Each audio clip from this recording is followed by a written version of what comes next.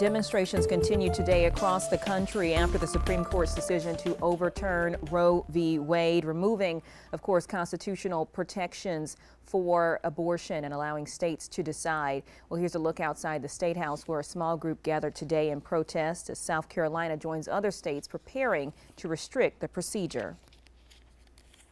It's honestly disgusting that they would move that quickly. I know that there are auto bans in place, but I feel like when it's such a big problem, like women's reproductive rights and uterus owners' rights, that it's just they're trying to push too much too fast. Well, right now, the ruling has already caused immediate impacts around the country. The court's decision automatically allowed abortion bans in these 8 states, including Oklahoma and Arkansas. Now, these states had trigger laws in place, which would immediately go into effect following the Supreme Court's decision.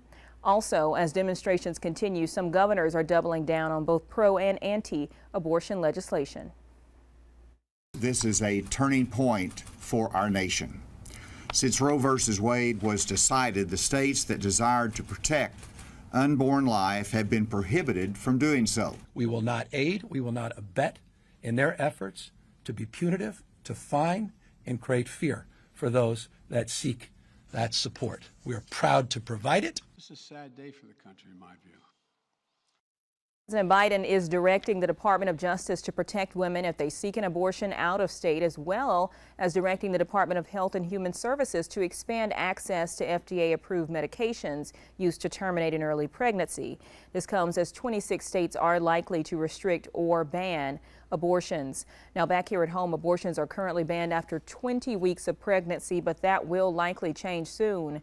Last year, state lawmakers passed what they called the fetal heartbeat bill, which would ban abortions at around 6 weeks before most women know that they are pregnant.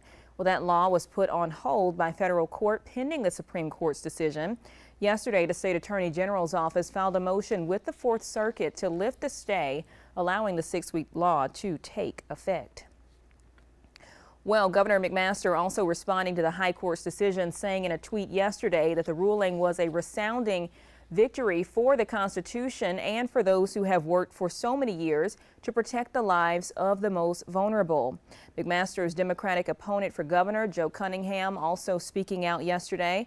He called it a, quote, dark day in American history, adding that the 4 walls of a doctor's office simply aren't big enough for a woman, her partner, her doctor, and the government.